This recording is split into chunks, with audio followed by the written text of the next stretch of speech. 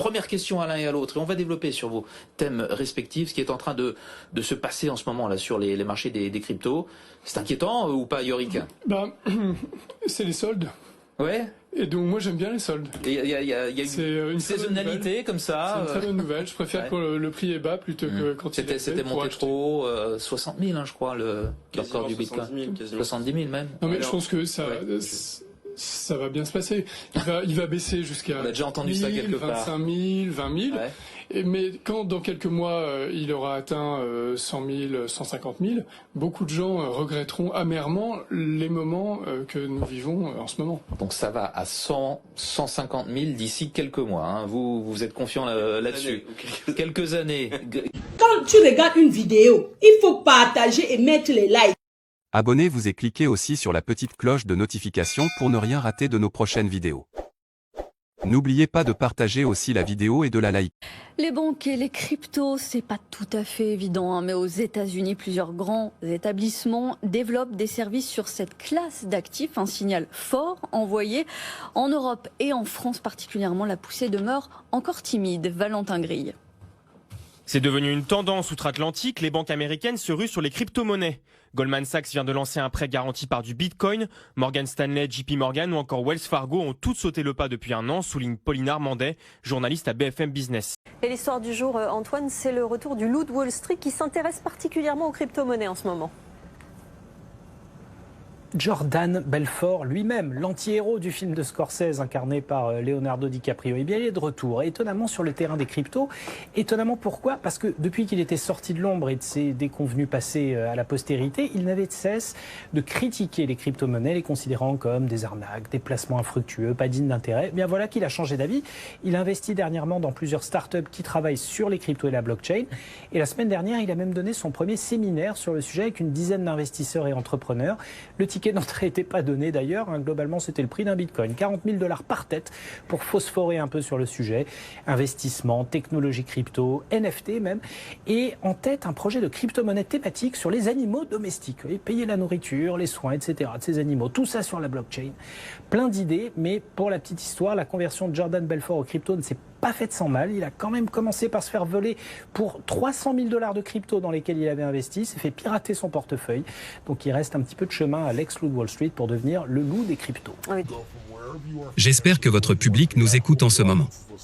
Écoutez-moi, si vous voulez sauter le pas et que vous êtes un jeune du millénaire, et que vous pensez qu'il n'y a pas d'avenir, ou que vous êtes un baby-boomer et que vous pensez que vous êtes trop vieux et qu'il est trop tard. Le plus grand cadeau que vous ayez est à venir. Je sais que ça n'en a pas l'air. Ce ne sont pas des conneries de pensée positive. C'est la vérité. Wall Street, le marché boursier est le seul endroit où quand les choses sont en vente, les gens paniquent. Si je disais que vous aimez les Ferrari, et que si je vous dis que la Ferrari est en vente à 50%, vous seriez content. Mais quand je vous dis que les actions d'Apple sont en solde à 50%, vous pleurnichez, qu'est-ce que je vais faire ici? Qu'est-ce qui ne va pas? C'est la fin du monde. Supposons que si vous avez 35 ans et vivez jusqu'à 85 ans, vous avez 50, 52 ans devant vous. Ça veut dire qu'il vous reste 52 corrections à vivre, non? Cela signifie que pendant ces 50 ans, vous aurez probablement 10 marchés baissiers de plus à traverser. Si vous avez une intuition à chaque fois, ou si vous ne participez pas, parce que vous pensez que les marchés sont trop volatiles, que je ne peux pas leur faire confiance, tout ça, vous avez manqué 250% de rendement au cours des 8 dernières années. Je veux dire, vous avez tout raté pendant que vous attendiez que les choses s'améliorent. Si vous ne le faites pas quand les choses sont telles quelles, quand ça s'effondre, vous n'entrerez pas non plus. Alors voici la bonne nouvelle à propos du crash. Chaque marché baissier dans l'histoire des États-Unis a conduit à un marché haussier juste après. Donc 2008, une dégringolade. Que s'est-il passé en 2009? Une hausse de 67% dans l'année. Je peux vous montrer chaque marché baissier et l'année suivante quand on sort du crash, c'est une explosion qui nous attend. Maintenant, ce n'est pas vrai dans tous les marchés, mais c'est vrai depuis 2 siècles aux États-Unis. Et c'est pourquoi Warren Buffett dit « Je veux être avide quand les gens ont peur, et je veux avoir peur quand les gens sont avides ». Si vous vous souvenez, en 2008, il disait à tout le monde d'acheter. Il s'amusait comme un fou. Acheter, tout est en solde. Donc ce que vous devez faire pour devenir inébranlable, c'est de transformer le serpent en corde. Quand tu regardes une vidéo, il faut partager et mettre les likes. Abonnez-vous et cliquez aussi sur la petite cloche de notification pour ne rien rater de nos prochaines vidéos. N'oubliez pas de partager aussi la vidéo et de la liker. Riche, père pauvre. Quand tu viens d'une famille pauvre, tu peux lutter toute ta vie pour devenir riche et il y a de grandes chances que tu ne deviennes pas riche. Quand tu viens d'une famille riche, tu peux être stupide toute ta vie et tu vas réussir quand même. Non pas parce que tu es plus intelligent ou que tu as un héritage financier, mais parce que les bons comportements et les bonnes convictions, celles qui t'aident à atteindre le succès, ont été téléchargées dans ton inconscient par tes parents riches. Donc tu fais inconsciemment les bons choix dans la vie. Et si tu es né pauvre et que tu as téléchargé les croyances de ta famille pauvre, tu n'y arriveras jamais. La vie est une lutte. Qui es-tu pour prétendre à ça? Si c'est ça le programme que tu reçois, alors 95% de ta vie, tu vas la passer à t'auto-saboter toi-même. Pas seulement financièrement, mais dans tous les aspects de ta vie. Et c'est possible de te reprogrammer, de télécharger les convictions du succès.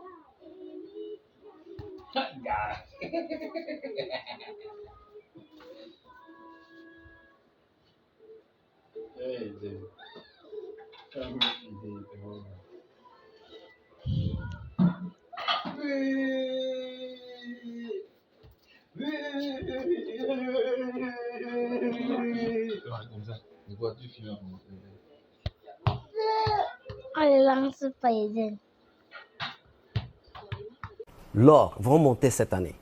Et donc, c'est notre chance, à nous, Marocains, de prendre notre chance. Moi, je propose d'étudier la possibilité de créer un fonds souverain dédié à la crypto-monnaie pour pouvoir accumuler du Bitcoin sur les années à venir. Mais on ne va pas l'acheter en dollars ou en euros. Non, on va vendre des cryptos. Il y a 8000 cryptos à vendre qui n'auront pas autant de force que le Bitcoin. Donc, on vend, par exemple, Mana contre le Bitcoin, X contre Bitcoin, de telle manière à accumuler du Bitcoin tranquillement, peinardement. Alors, je voudrais finir quelque chose... En un mot. Oui. En un mot, allez-y. Oui, je voudrais juste finir qu'il y a environ 500 milliards de dollars qui vont s'évaporer cette année des 10 000 cryptos. Car la liquidité va se réduire sur toute la planète. Et je souhaite que le Maroc puisse récupérer 10%. Ça représentera 50 milliards, autrement dit, doubler les réserves.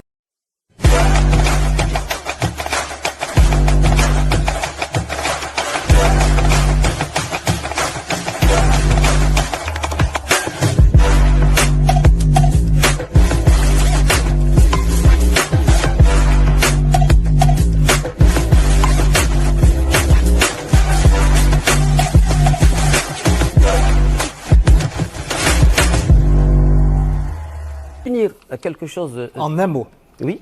En un mot, allez-y. Oui, je voudrais juste finir qu'il y a environ 500 milliards de dollars qui vont s'évaporer cette année des 10 000 cryptos.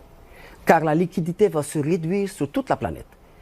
Et je souhaite que le Maroc puisse récupérer 10%. Ça représentera 50 milliards, autrement dit, doubler les réserves de change du Maroc. Merci beaucoup, Moustapha Belkhiat. Je rappelle et je précise que vous avez été champion du monde de trading. All right. Just hit send. Send. Send. Done. Oh, I got it. You got it. D'un ami, un Belge, qui me parle de crypto-monnaie. Alors, c'était un latin, comme tu l'as bien énoncé tout à l'heure. C'était un latin pour moi, c'était un charabia. Mais quand je reviens, il faut rappeler à l'époque que j'étais enseignant. J'étais enseignant d'informatique. J'ai enseigné dans plusieurs lycées ici à Douala. Et quand je reviens donc, je prends quand même le risque, parce qu'il faut dire que c'est un risque. Hein, c'est un risque. Parce qu'acheter une crypto-monnaie, c'est en ligne. Il faut connaître, il faut savoir comment ça se passe. Mais j'ai quand même pris le risque d'acheter quelques pièces, du Ripple, du Verge, du NEM, du Dogecoin. À l'époque, nous étions en décembre 2016. J'achète donc quelques pièces d'une valeur de 200 000 francs. Et à ma très grande surprise, président, au mois de mai 2017, juin, je me retrouve avec plus de 29 millions de francs. Avec un investissement de 200 000 francs, président. Wow. Imagine un enseignant vacataire à l'époque qui touchait à peine 50 000 francs, qui se retrouve avec ce genre d'argent. J'ai failli devenir fou. Mais Dieu m'a beaucoup aidé. Voilà pourquoi je suis toujours là aujourd'hui. Dieu m'a beaucoup aidé.